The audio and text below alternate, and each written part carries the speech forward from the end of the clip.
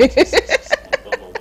alors tey nekk lundi 13 mai xam ngeen ko chaque lundi dañuy am plaisir ànd ak ki nga xamante ne moom mooy Nafina ci rubrique li si réew mi mais aussi dinañu am tout à l'heure li nga xamante ne moom mooy 6 minutes chrono suivi de la revue des titres bien sûr mais aussi seq waxtaan bu yaatu ak suñu invité du jour comme ni ñu koy defee chaque fois dañuy dellu ñaanalaat képp koo xam ne dafa tawat yàlla na yàlla fëgg seen bopp bañ tane si jàmm ak salaam ba dellu seen i activité képp koo xam ne caabi da laa féete ginnaaw moo xam ndax yaa def wala defoo yàlla na yàlla suturaal ba nga génn fa te suturaal la ci lépp loo xamante ne mën na la faa delloo képp koo xam ne aussi da koo ump yàlla na continuer di la ump incha allah ñi nga xamante ne aussi dañoo génn àdduna ñu ngi ñaanaat yàlla na suuf sedd seen kaw yàlla na yàlla xare àjjana ñu fi del yàlla yéexee leen may leen gudd fan wax ko yaram ak mucc bu rafet incha allah caporal naka sa weekend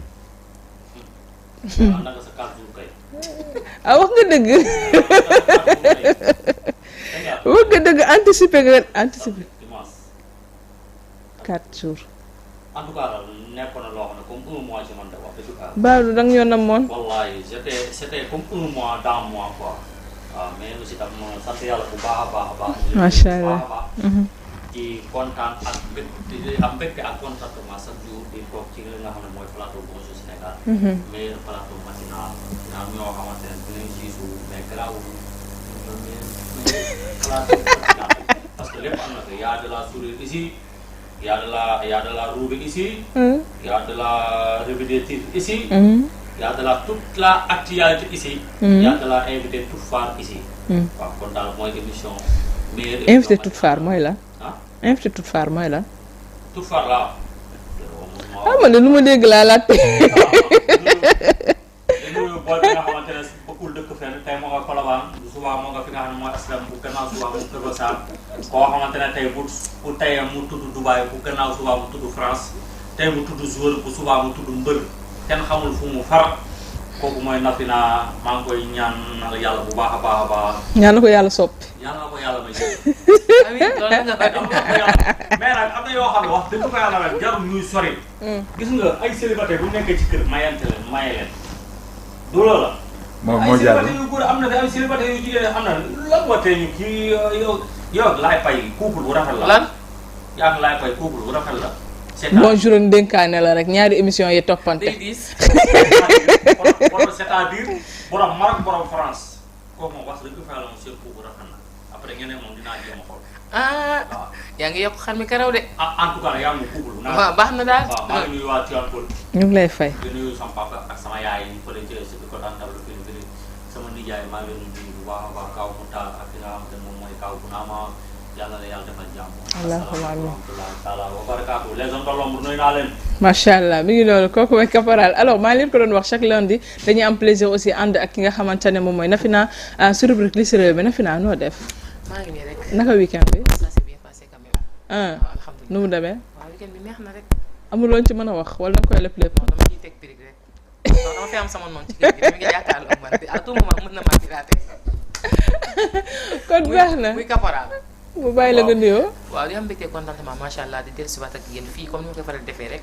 damay faral defee flash tous les lundis ànd ci équipe bi yëpp di nuyu kilifa diine yi di nuyu kilifa aada yi di ñaan yàlla sunu réew mi yàlla na fi yàlla def jàmm ci barke Seydina Mohamed képp koo xam ne aussi tamit caabi féete na la ginnaaw di ñaan yàlla sunu borom yàlla na la yàlla génne foofu nga nekk ñu nekk ci lalu hôpitaux yi tamit yàlla na leen yàlla sunu borom fëgg seen bopp yi ñu nekk ci jafe yàlla na leen yàlla defal jàmm di nuyu chauffeur tata yeeg chauffeur clando yi képp koo xam ne yaa ngi ci kaw tali bi tamit di la bëgg bu baax di la ziyaar di la jox sa wàccuwaay ay ca mu ngi noonu Maman Faye ak suñu xarit yi ñu invité woon keroog waa AFTU waaw kay ñooñu dafa bàyyi nañ waaw AFTU ñu ngi leen di nuyu suñu xarit lañ nag keroog dañ leen sololoon rek alors Nafina tey li ci réew mi lu ñuy waxtaanee.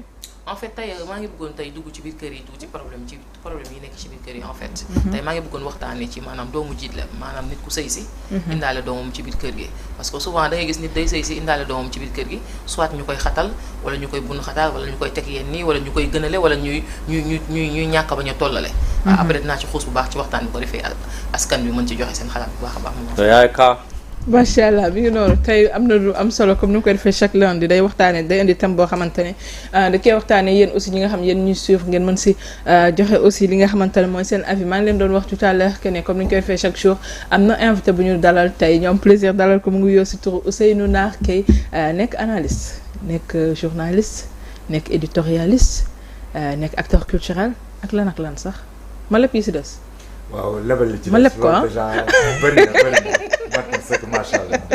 alors monsieur Gueye ñu am plaisir dalal la ci plateau Bonjour Sénégal ñu bàyyi la nga nuyoo. Bonjour Sénégal maa ngi leen di nuyu yéen ñëpp ci ku ci nekk ci sa tur ak sa sant. di am mbégte ci invitation bi di leen di gërëm di leen di sant tàmbale d'ailleurs di sant yàlla. julli ci yonent bi. nuyu suma yaay fële ci Mbao Villeneuve. xam naa mi ngi muy suivre parce que moom nag bëgg na télé nag. macha allah te comme que yéen a ngi ci TNT bi canal 12. egg naa ko ko incha allah dina mi ngi suivre émission bi defe naa donc voilà wax nga samay casquette yu xaw a bëri. xam naa dañ ci tànn benn rek bàyyi beneen bi. tey ban la ñuy tànn wala lu topp. loolu la ci gën a intéressé rek. loolu tey il faut ñu wax ci culture bi xam naa ne culture bi intéressé. oui il faut ñu wax ci culture bi parce que candidat nga ci benn assemblée générale bu waaj a am absolument et en dehors même de cette li nga xamante ne moom mooy assemblée générale boobu aussi day baax ñu waxtaane aussi li nga xamante ne mooy tolluwaayu culture bi. et avant ça ñuy dem am na benn question boo xam bëgg naa ko laaj sax avant ñuy dugg ci li nga xam moom mooy actualité yi mooy am nañu gouvernement bu bees ci gouvernement boobu ñu am ci ministre.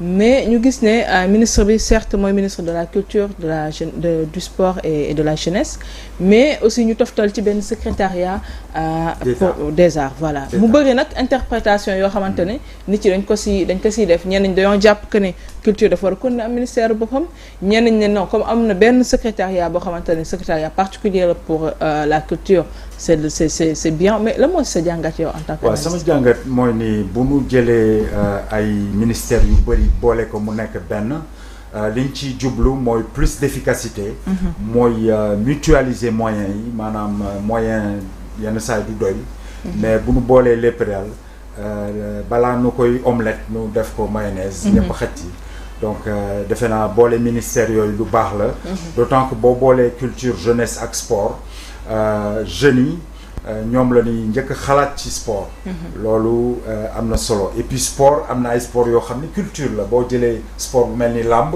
di sunu sport national sport boobu culture la donc di jeexale rek ci fànn bi nga xam ni mun nañ wax tamit ne jeunes yi ñooy gën a yëngu ci pratique culturelle ak consommation des activités culturelles et artistiques donc nu boole ñetti ministères yooyu du guléet ci àddina bi nu def ko fi Sénégal man dama ci rafetlu di ci rafet njort di am xel bu dal aussi à partir du moment où culture ci boppam ak patrimoine jël nañ tabb nañ benn secrétaire d'État dénk ko kon je pense que ndax loolu dafa am solo trop les préoccupations des acteurs de la culture et des arts te ñoom du rek artistes yi vraiment benn chaîne de valeur économique la boo xam ni am na ay producteurs ay managers ay éditeurs yéen sax en tant que organisme de radio diffusion et télévision ci ayant droit yi ngeen bokk parce que da ngeen di def ay production originale yoo xam ni da ngeen ci am droit d'auteur pour am ci propriété intellectuelle donc maanaam acteurs culturels yi du rek artistes yi parce que Sénégal bu nuy faral di naan yow artiste nga quelque part ñu ngi naan yow tu n'es pas totalement sérieux quoi donc je pense que nu tabb benn secrétaire d'État toftal ko ci ministre bi loolu dal na suñu xel en tant que acteur de la culture dans le sens où nous sommes rassurés que préoccupations yi ak attentes yi dana am ko porter aussi bien au niveau de la ministre te ñun aussi les acteurs les ayants droit danañ am interlocuteur direct boo xam ni on est rassuré que fànn culture bi rek ak patrimoine ak industrie culturelle et créative lay toppatoo. merci beaucoup. macha allah mi ngi noonu merci beaucoup tout à l'heure daañu gën a xus waxtaan ci moom mu amoon réponse bu am solo boo xam ne mi ngi koy joxe si laame bi nga xamante ne acteurs culturels yi ñu ngi koy parfois indi si li nga xamante ne désormais suñu ministère bi dañ koo collé ak yeneen ministère war a wutal ñu secrétariat. dañu collage c'est que dama koy mere loolu man. ndeysaan du yàgg nag. dama lay mere parfois dama lay mere saabu te instant bi dama lay mere. non léegi nga ree. reetaan moom maa bañ. am nga fi jëw de. maa bañ am nga fi jëw. ah waaw yóbbante. foo nekkoon. ah loo wax sànq. Kallo. Samb foo nekk yow laa nekkoon. man ne ko woon si man de maa ngi ni toog si plateau bi waaw. baax na ñun nañ déglu bu fekkee xam nga sànq li ma doon wax loo wax sànq. xam nga sànq li ma doon wax mu commencé fit ñëw. Samb waaw. non non man commencé kuy sax la bade kontona bake baka fale al soma sukonon kolle badingol be paka on kolni sejunkol mbal be kontona fale nimbara bake bandiraɓe futankoɓe on calminama on jurama on beltanama mbiyama jam wiyete moɗon darton ko télévision moɗon DTV mbaɗen bamana o tamba kaw awni cie awni baraji on bo fola sohmaɗanina ka faw yedron a wala télévision DTV a wolema fele kantin kiɗu ngola sahoma tanan to allah baɗigol be kottande ɗum to je mbal be hontona kende ha fale al sahoma o fogolen seereer simna ɗum paax jam soom on ndig rek Ibou Fall Ousseynou Nardi tout le temps on ndig rek jam soom bu dee goo ko de ak ban Kasumay Kep de waaw Kasumay Sumay Kep bunu kaane kooku bo akay ak bana dem nga Kéru Inice ani baraji umbara waaw dem nga Fuuta adi baaxedi tanamu mbokk suusu yi tanamu feeñe adoroma dondoroti hara yi ɗon salminama mba Fulɓe Fouta c'est la plus forte communauté au Sénégal no mbokk Pël Fouta yi hara yi ɗon salmina tigi subaka ɗo hara ɗo nala toon marsude seeɗa jam tun to nala toon no marsude nala toon sa yi sandiñeeri ni lemunna banana mais Ousseynou dirpit waaw yow maa ngi ñëw si yow mais ban fruit nga gën a bëgg ban fruit laa gën a bëgg waaw man xoolal booy taamu nag de fii plateau fii ay bëri ay defee non man clémentine doy na ma clémentine nag li ci xaw soof mooy boo koy xolli il faut que am jus bi day tis sa loxo yu mais boobu baax nag foog nga dem raxasu daal mais clémentine moom neex na ma boobu baax nag gis nga jus boobu am na ñu ko taamu de waaw d'accord da nga ma ci wax dara na fexe ba wax la ko hors antenne rek non dafa am ñu fi nekk wala ku fi nekk jus boobu la ci taamu nag kii moom bantara la bëgg xam nga bantara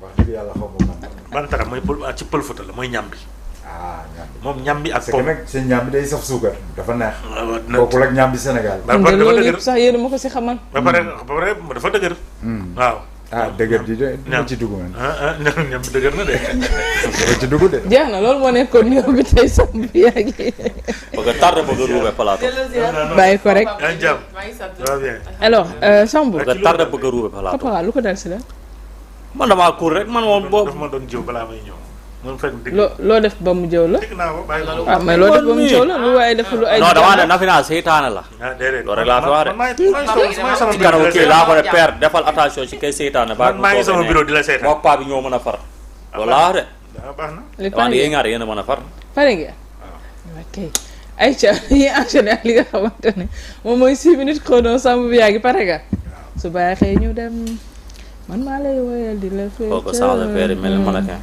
pare nga Aïcha on enchaîne ak li nga xamante ne moom mooy 6 minutes chrono ñu commencé ko par première information la coopération bilatérale au menu de l'entretien entre Faye et Kagame. Samb mooy président Diomaye Faye démb moo rencontré kon 48 heures parce que samedi la fi yegg si ki nga xam ne nag moom mooy son homologue du Rwanda di Paul Kagame rencontre boo xamante ne waxtaanee nañ lépp li nga xamante ne moom moo jëm ci wàllu kon jokkalante waaye tamit renouveler li nga xamante ne moom mooy seen i accords yenn accords yi yu bees aussi ñu mën ko signer 48 heures la fi def démb nag ci mujj dem na fi nga xamante ne moom mooy ca Dakar Arena moo ànd ci ak ki nga xam ne nag moom mooy président Bassirou Diomaye Faye seetaan li nga xamante ne moom mooy li di baal muy seetaan boo xamante ne sax indi na njëxantal ci douane puisque douane moom mujj gagné kon daal di def am deuxième victoire am ci Basketball Africa League bi mu nekk loo xamante ne lu am solo la en tout cas les deux présidents se retrouvent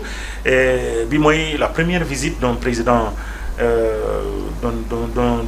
d'un président au Sénégal après bien sûr son élection ou sa prestation de serment. D'accord. Ginnaaw ces présidents qui sont venus véritablement à la cérémonie de prestation de serment. D'accord. Après le président de la République, Samb, on parle de son ministre UIJA, le trophée Myriam Makeba attribué à Ousmane Sonko. C'est l'Union internationale des journalistes africains bi nga xamante ne dañoo décerner chaque année un trophée Myriam Makeba une voix véritable véritablement africaine.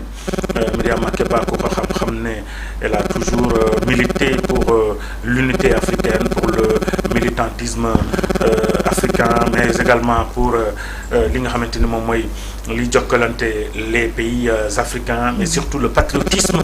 ba tax na ce prix a été lancé par l'Union internationale des journalistes et ce prix sera remis au président Ousmane Sonko pour son espoir au Sénégal suscité, également son sens du patriotisme et de l'unité qu'il a toujours prôné. Et cette remise est prévue justement le 18 mai prochain. Ce sera donc à Paris. Inch'Allah. Sambou, on va parler d'actualité internationale, surtout concernant le continent africain. Burkina Faso, une centaine de villageois tués près de Fada Ngourba dans l'Est. Oui, une situation vraiment très confuse donc au Burkina Faso, où on chante aujourd'hui l'accalmie. Malheureusement, cette situation s'est présentée, c'est du 3 au 9, la nuit, où véritablement des hommes en uniforme, on suppose même qu'il s'agit des militaires burkinabés, ñoo def éruption dans le village, et puis une centaine de personnes. On est une situation très dramatique là-bas au Burkina Faso, où véritablement l'armée a été véritablement aujourd'hui envahie par des éléments inconnus, en tout cas selon l'armée burkinabé, qui pense tout simplement qu'il y a des infiltrations au sein de l'armée, et ça pourrait causer véritablement ce drame. L'enquête se poursuit pour connaître véritablement réellement li nga xamante ne moom mooy carnage bi. Un autre drame aussi au niveau du Soudan, une trentaine de morts dans les combats au Darfour. C'est à El Fasher lu toll ci ñaar fukk ak juróom-ñaar ak mooy ñu génn àdduna ñu rey ñu faat seen bakkan ak téeméer ak fanweer ñoo xamante ne dañoo am ay blessures, ñenn ñi des blessures graves. C'est au Soudan véritablement également qui est confronté depuis quelques années à des difficultés énormes depuis bi ñu indee cette session entre le Soudan du Sud et le Soudan mu nekk loo xamante ne lu doy waar la. On pensait véritablement que cette partie de l'Afrique allait retrouver l'accalmie après justement cette rébellion qui a pu véritablement contrôler le Sud-Soudan pour se détacher du Soudan. On pensait retrouver la calme. Malheureusement, ce n'est pas le cas. Ça continue. Aujourd'hui, on compte 27 morts et 130 blessés dans la ville de El Fasher. En tout cas ñu leen di masawu baax monsieur Guèye ñu gis ne Afrique ba tey bëri na ay coow yoo xamante dafay commencer durer yenn yi ay weer yenn yi ay at, et on n'arrive pas justement à trouver des solutions par rapport à ces guerres.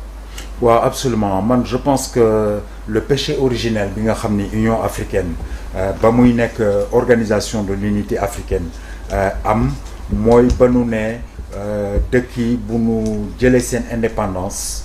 jëluñu ko sax dañ leen ko jox boo seetee ba seet. Il y a eu le principe bi nu wooyee intangibilité des frontières. Intangibilité des frontières mooy maanaam frontières yi fi tubaab bi bàyyi woon. moom la ñuy respecté ba faaw. loolu nag d'abord c'est pas réaliste parce que constaté nañ ay frontières yu bëri yoo xam ni dafa changé. Muy Soudan du Sud mi nga xam ni génne nañ ko ci Soudan mu nekk dëkk à part. nu jël un pays comme le Somaliland. Communauté internationale reconnaître ko, et pourtant le Somaliland day def élection am président, dafa am sa passeport boppam, dafa am monnaie boppam. Donc loolu daal pour man nekk une problématique sérieuse. Ñun Sénégal sax parce que bu nu seet ñeneen ñi rek fàtte sunu bopp ñun dañ ci bokk li ci li indi me semble-t-il les événements de 1989 nu koy naan événement naar yi, c'est le fait que les populations de la vallée du côté mauritanien, des bergers ont été agressés par des cultivateurs, mais avant la frontière entre le Sénégal et la Mauritanie du woon fleuve Sénégal da nga doon jéggi fleuve Sénégal dem fu sori, frontière ba soog a nekk foofu mais finalement de recul en recul comment dirais-je le Sénégal accepté frontière bi nekk le fleuve Sénégal leneen loo xam ni peut-être bëgg naa ci terminer mooy effectivement les 3 dernières années gis nañ benn résurgence des coups d'État militaires y compris dans des pays yoo xam ni djihadisme daf leen touché bu baax muy Burkina muy Niger maa ngi yoon Niger il y a 1 an et demi mais boobu président civil moo nekkoon au pouvoir et pourtant mënoon génn de la capitale boo nekkee étranger surtout nga nekk tubaab foog nu nga am raison bu valable pour génn de la capitale Niamey nu accompagner la ak benn patrouille Tchad a ngi nii il vient d'avoir une élection il y a des morts donc 2 choses le fait qu'on ait un pouvoir militaire loolu du garantie ne dina am karange et deuxième chose les pouvoirs militaires il me semble que la CEDEAO l'UEMOA l'OIF Organisation internationale de la francophonie dañu war a peser de tout leur poids en Afrique pour qu'on mette un terme à ces pouvoirs militaires là pour que on revienne à des pouvoirs constitutionnels où les institutions sont dirigées par les civils qui doivent diriger les militaires lesquels doivent protéger les populations donc vraiment ñi ngi am tiis ci décès yu bari yooyu di am saa su ne particulièrement au Burkina où manifestement le départ de Blaise Compaoré qui avait la main mise sur les mouvements djihadistes a ouvert la boîte de Pandore léegi ñoom dañu disséminer wu ci Sahel bi yëpp Mali Burkina Faso aussi mais Niger Tchad di fa créer ay morts ak ay désastres humanitaires. D'accord mi ngi noonu am na solo merci beaucoup loolu moo nekkoon 6 minutes chrono Sambou on enchaîne ak li nga xamante ne c'est Sambou dama koy merte je suis obligé di tudd turam quoi grand bi toogee à gauche on enchaîne ak li nga xamante ne moom mooy la réalité. waaw mais man Sambou sànq dafa ne ñaari yoon DTV la wala GTV. GTV xam nga moom day naax. day naax de DTV. waaw foog nga boole ko téléspectateurs yi. non yow foog nga boole la ak téléspectateurs yi. xam nga avant que nga may song ma song la voilà avant nga may song ma song la. dur bi sa poulet laa woon de. non léegi sa voisin Cheikh Tidiane Koli mooy dir bi man fondateur laa rek. aw ma fa ndogal. chaque jour mu ne ko mu ne ma ne ko defar rek. waaw fii nag GTV la. GTV waaw d'accord GTV waaw GTV. Aïcha Mamoudou dama koy nuyu. maa ngi lay nuyu bu baax. merci de xeetu baap la lii moom xeetu baap la. non ça fait longtemps qu'on ne s'est pas vu. waaw ça fait longtemps qu'on ne s'est pas vu. C'était mon dire pub au journal Le Trac. Ça c'est vrai. Ñu marquons le paysage médiatique sénégalais. Absolument. Extraordinaire. Et Trac continue en ligne. Ah j'ai vu que ça continue. Et c'est bien. J'imagine que c'était un mauvais élève parce que retard moom. Non aujourd'hui retard moom mënam la. Il y a beaucoup d'artistes aujourd'hui. Il avait énormément de potentiel te mi ngi wane potentiel bi. non am na potentiel mais est-ce que si formation bi. woon nga ko ne retard bokkul si. non xam nga comme on dit en tubaab le meilleur pour la fin. xam nga da ngeen am fii benn journaliste VIP. mënul fi xëy avant tout le monde. da ngeen ko war a xaar tuuti. le meilleur c'est pour la fin. c'est ça. émission bi mën naa yem fii. léegi émission bi mën naa yem fii ba suba incha allah. léegi yow monsieur Guèye yaa Sambou libéré nañu leen de l'émission. waaw jërëjëf. allez on enchaîne avec la revue des titres ñu commencé ko. journal bi nga xamante ne moom mooy l'info Sambou ñu wax ci commune Sindia. alors mbir yi encore mooy wéy affaire suuf. affaire foncier affaire mboqum affaire. mais waa ji temps fës na ci nag. waa ji trop de scandale. journal bi de moom la xëyee tey. l'info ne. mu ne un carnage foncier sans fin. pareegul de. journal bi dafa énumérer quelque rek. xaajagul waaye pare. mu daw di dem ci tribune. Macky se débarrasse de Amadou Ba. Abdoulaye Daouda Diallo mise en selle. waxoon naa ko fi de. mais lii c'était attendu. waxoon naa ko fi de. lii kay c'était lii moom. waxoon naa ko fi. xanaa lii lañ waxtaan ñoom ñaar bi muy naan retirer sa candidature après ma dénk la APR. mun na ne de. waaw wax yi mën na ne. un choix qui compromet les ambitions politiques du candidat de Benno. Amadou Ba obligé de suivre sa voie pour sa survie politique. mooy lu normal. du samay kàddu de journal bee ko wax.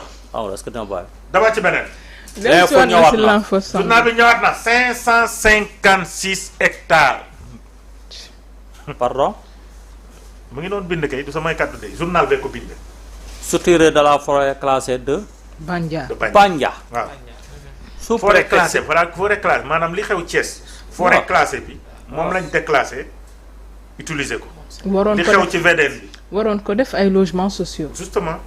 c'est la même chose mooy moo xew ci VDN bi. foofu tamit ñu déclassé forêt bi ñu tabax. fii tamit loolu fii nag kii nag Cour des comptes moo ko épinglé. mais là on parle d'hectares et d'hectares Samb on parle de 207 hectares 90 hectares. moo koy mètre carré moo dégg nañ jënd journal bi après. mètre carré déggatoo ñu fenn. ay ca le soleil Samb. le soleil le soleil waaw. mineurs sénégalais dans les centres d'accueil des îles Canaries. Du désespoir à la lueur d'espoir.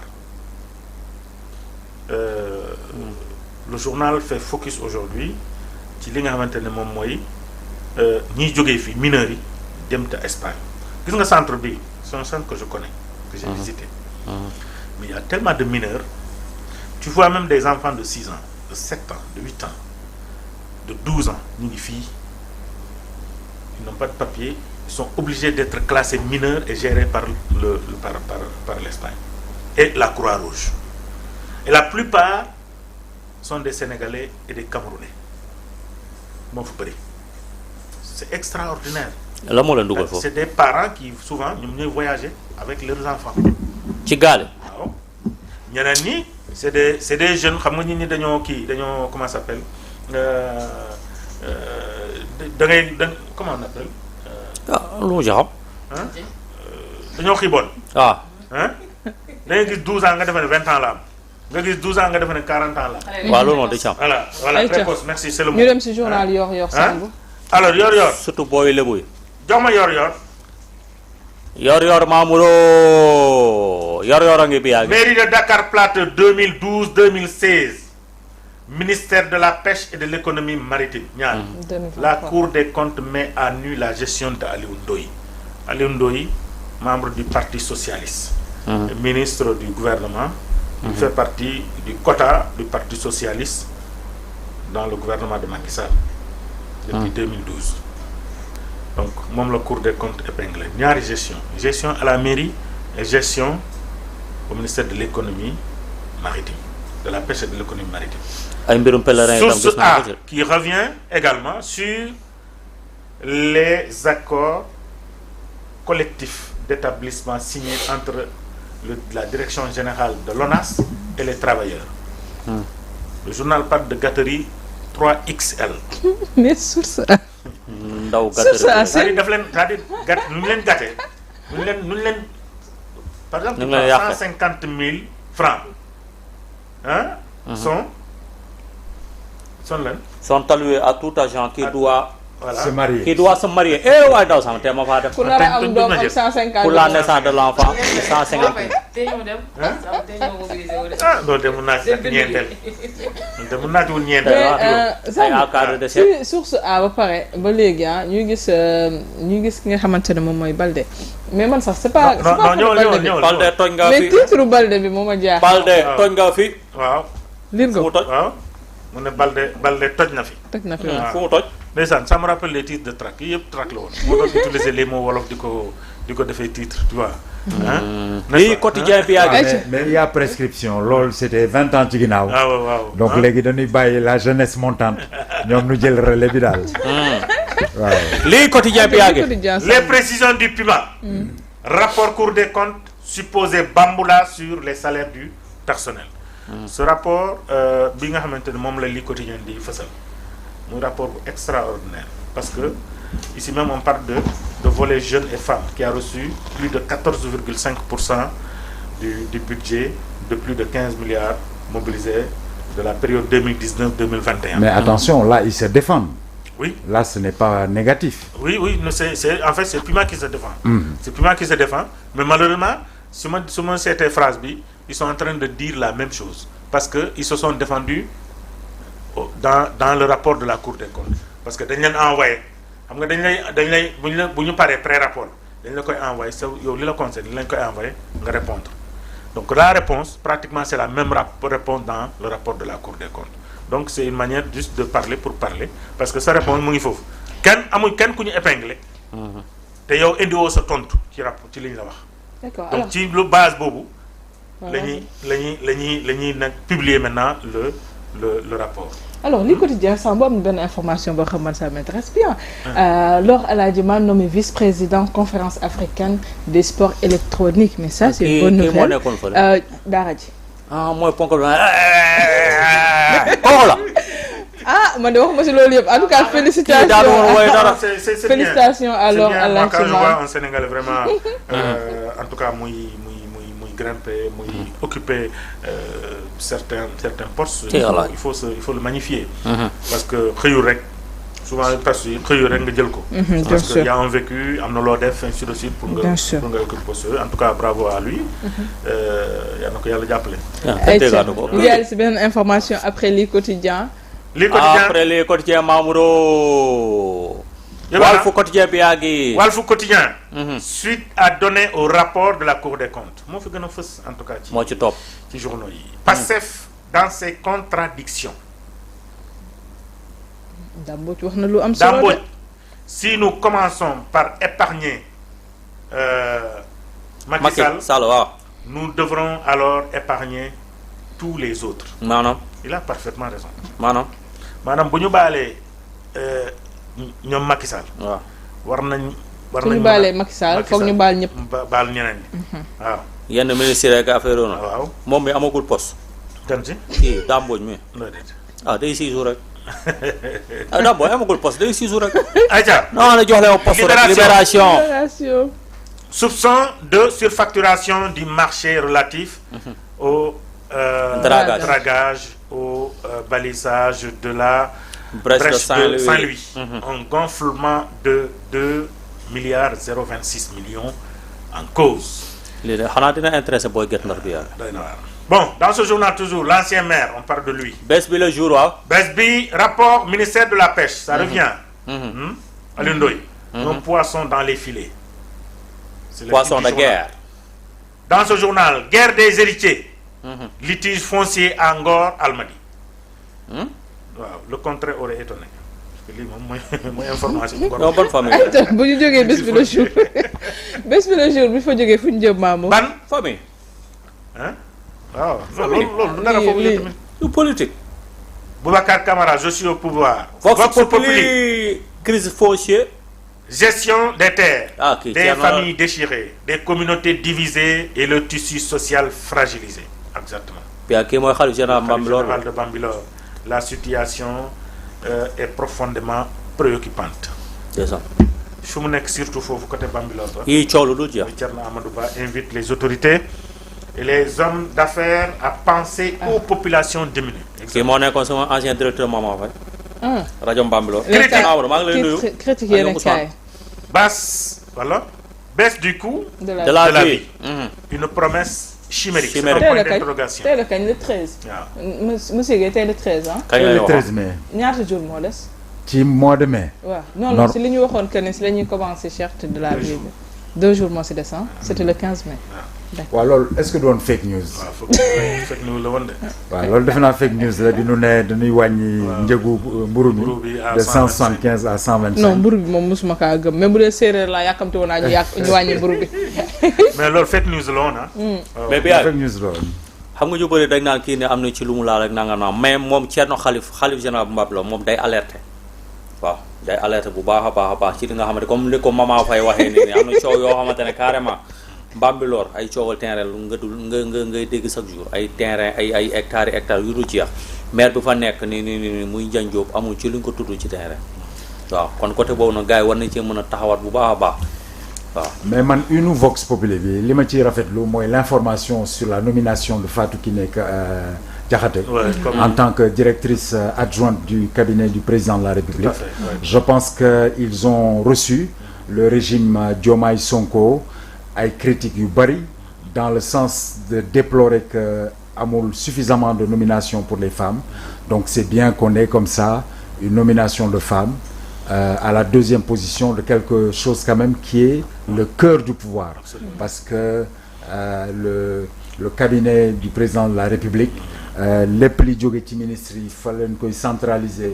soo ko redispatcher et c'est pareil buy dellu ci ñoom foog mu jaaraat foofu mu càmbar ko xool ndax tout est en règle soo ko transmettre au ministre pour les différents services de l'État. Donc vraiment c'est une belle nouvelle. C'est une belle nouvelle. En plus c'est quelqu'un de jeune qui est quand même détenteur de licence 3 et de master 2. Ça reste aussi benn membre de PASTEF. Donc kuy xalam di ci jaayu j'imagine que très actif, voilà, très actif dans le PASTEF. Ils ont aussi récompensé un de leurs membres. Mais foofu man toujours naa lu may gën a lu ma retenir mooy les cadres de l'APR qui acculent Sonko et compagnie. yéen ay ngeen seen dossiers yu bëri yi ngeen ne. ayca on y va rapidement critique defoon nañu ko seen dossiers yu bëri yi nañ topp seen dossiers yu bëri yi. ayca on y va rapidement pour le reste. ayca Mamouro après critique. non critique jàll na bu yàgg. critique jàll na ma beneen. enquête yéen kaay. les services de l'État en attente. mooy retard dans la nomination des cabinets ministériels exactement. oui. Des ministres ont été installés, des directeurs de cabinet, mais toujours est-il que le cabinet du ministre reste encore inchangé. moo tax ñu bëri service yu bëri di xaar. record waaw record bi yàggee. record les Gablous au final 8. pour la 3e fois. c'est bien. Teungueth FC bat Casa et se détache. loolu am na Nicolas Jackson Faye bi yàggee stade yéen kaay. Kalidou Koulibaly champion avec son club. Un titre de champion. Premier titre de champion en carrière de Kalidou Koulibaly. Donc en Saudi League. Arsenal. Al Hilal gagne donc le championnat. C'est bien. Arsenal leader jusqu'à mardi. Point d'interrogation. Parce que y a City qui arrive. Sunu lamb bi yàggee. Retourne à Paris. Balla Gaye waaw. Après Tapha Tine à Abidjan. Tapha Tine delluwaat na de boo ndiwaatee xanaa moom lii la leen di il. Comme que gars yi nee nañ jóg a kebe léegi bu ñu waxee xanaa il lay indi il. Balla Gaye am na ko publié mu ne gars yi doon jënd tuuti tabaski sinon rek. su Tapha jëndee pare du ngeen am. Alors merci on termine avec cette information sportive mooy Mamour Sil bu la neexee. juste en sport national parce que gars yi léeg-léeg gars yi sànni ñu ay xeer. Le sport national avec le championnat qui a joué hier une journée importante. Teungueth FC gis nga ko sànq moom moo gagné un but à 0. Le Jaraaf joue aujourd'hui un match important. Si le Jaraaf perd, Teungueth FC pourrait être sacré champion du Sénégal. Bon, c'est à suivre. En tout cas au classement, bien sûr, Teungueth FC est devant donc le Jaraaf et puis Génération. Non, c'est plutôt Guédiawaye Football Club. Donc mais bi ñu gis ne itam temps yi maanaam ay toju bis ci côté Ligue 1 yi tam bëri na de. oui mooy violence bi. Guédiawaye amoon na fi ak xawma ban bus encore. non les violences boo xoolee c'est 3 clubs. ci bus yi rek lañ ko rek wone. Teungueth FC Guédiawaye Football Club ak AS Pikine. Je pense qu'il doit aujourd'hui sensibiliser le supporter. Mais de ce point de vue là fii ñi toog ci table bi kañ ngeen mujj dem stade seetaani match du championnat national je pense que war na gëj de. war ngeen ko gëj a def. Voilà donc le point que je veux faire mooy man je considère que ce qu'on doit faire en sorte mu nekk le véritable championnat national du Sénégal. mooy la nawetaan yoo xam ne dinañ drainer du monde. Les quartiers supporter l'équipe de leur quartier mais man dama jàpp ne. Le championnat de Ligue 1 bi nu am fii c'est de l'acharnement thérapeutique. Aucune télévision ne paye pour diffuser leurs matchs. Or l'économie du sport repose sur ça. Deuxième chose, il y a personne qui va les regarder. Donc boo laajoon sa doom la composition de Teungueth FC du la ci mën a wax 2 joueurs mais boo ko laajee le Real wala nag l'équipe de nawetaan là il pourra te dire. Donc on avait un championnat de première division. La France a changé le nom pour dire Ligue 1. Nous aussi nous changer le nom def Ligue 1. On est dans le suivisme. Mais ce championnat de Ligue 1 professionnel entre guillemets sénégalais, moi ça ne me dit rien du tout. Je trouve qu'il faudrait promouvoir l'ONCAV, les ODCAV pour un vrai championnat des nawetaan. Moi je pense même il faut aller même au-delà, c'est-à-dire que chaque région dispose de son équipe. Comme par exemple c'est le cas en France, en Angleterre, et ainsi de suite. On dit le Real Madrid, c'est Madrid. Paris Saint-Germain c'est Paris, Marseille, ainsi de suite. Donc au Sénégal mais xam nga Dakar concentre 80% de l'activité économique, donc c'est un peu normal aussi que club yëpp bëgg nekk Dakar. waaw mais bon mais bu ñu xoolee aussi bu ñu xoolee par exemple Paris il y a beaucoup de choses yoo xam ne dafa concentré à Paris wala nga dem à Côte d'Ivoire beaucoup de choses sont concentrées dans la capitale. Mais aujourd'hui on a fait de sorte qu'aujourd'hui mu am ouverture au niveau des régions pour que véritablement mu am des clubs. loolu li koy laal mooy l'adhésion populaire. Absolument. Des gens de la région en question. Moi par exemple nawetaan bi ngay wax nii. c'est-à-dire qu'on dise à Tamba tel club de nawetaan est très populaire. Voilà ñu engagé ko. J'en suis d'accord. Et puis la ville aussi suit mu xam ne c'est l'équipe de la ville. C'est l'équipe de la région. mais comme que da nga ne par exemple championnat yi par exemple championnat sénégalais Jaraaf ngay wax ay Teungueth FC ay yeneen ak AS Pikine te par exemple RTS bi nga xam ne maanaam suñu télévision nationale pourquoi pas moom ñoom du jël engagement comme que tey bu ñu demee ci yeneen télé yi sponsor yi wala di nga fay yeneen chaîne nationale bi ci boppam pour man moom ñoom ñoo war a club yi ñoo war a dem ci ñoom xool nan la ñu mën a diffuser télé entre dans les grands pays de football la chaîne nationale ne suit pas. La chaîne nationale beaucoup. Canal n'est pas une chaîne nationale. Bein Sport n'est pas une chaîne nationale. Gadem Eleven Sport n'est pas une chaîne nationale. Aujourd'hui, la Côte d'Ivoire a signé un truc avec Canal. La Balle a signé un truc avec Canal. C'est des canaux sportifs. Donc nous avons collaboré pour jaay aujourd'hui ce sport parce que ñoom ñooy rek xaalis mais tey boo ñëwee GTV moi j'ai pas d'argent aujourd'hui pour payer lu mu tudd la Ligue 1 professionnelle ce n'est pas possible. Même les sponsors ne suivent pas aujourd'hui boo xoolee la balle bi ñuy daw nii Canal Sport moo koy wane avec plein de sponsors parce que tout simplement le sponsor pense que bon avec ce sport avec li muy def nii moom mën naa ci gis sama bopp. D'accord merci beaucoup loolu moo nekkoon commentaire yi on passe directement. waaw li nga xamante ne fu laa koy jaay mbaa ma ñam jeexal ko ayca on enchaîne ak li nga xamante ne moom rubrique Nafina nga xamante ne bu ñu commencé waxtaan bi Samb ak suñu invité bi comme ça duñ ko dagg.